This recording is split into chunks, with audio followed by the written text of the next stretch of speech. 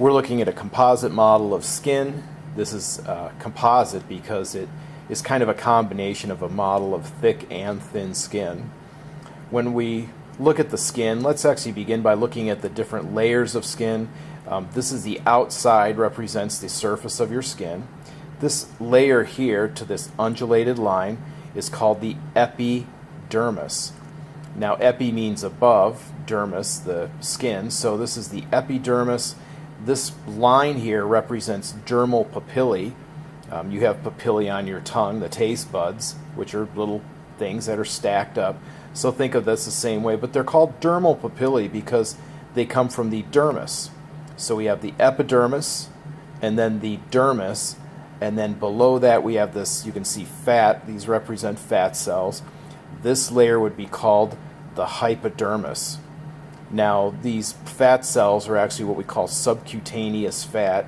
Cutaneous refers to skin, so below the skin fat, we have our 3 layers of skin. We also see represented on this model hair, and the part that sticks out above the skin, the part that's actually coming out of the skin, we call that the hair shaft.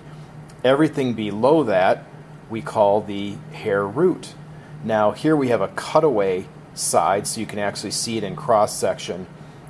This is the non-cutaway, where we can actually see the hair follicle, and this is the case that the hair actually grows in. On top of that, we see a sebaceous gland.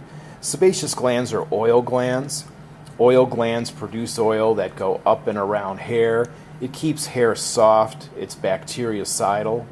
And then that oil actually gets on the skin to protect skin.